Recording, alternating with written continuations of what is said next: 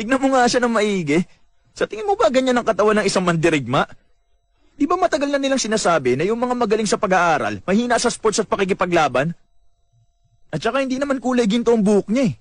Oo nga, tama ka. No offense ha, pero hindi ka kasi mukhang malakas. Totoo naman yun eh. Hindi ko naman sinasabing baka siya nga talaga yun. Pero dun sa video kung saan nilabanan ni Papa si Cel, may kakaibang mga tao dun na nagiging kulay ginto ang buhok kapag lumalaban sila. Sabi ni Papa, isang paraan lang yun ng panlilin.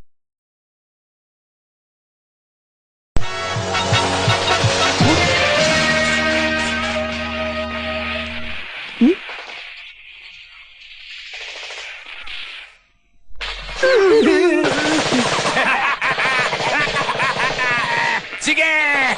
Ito pa!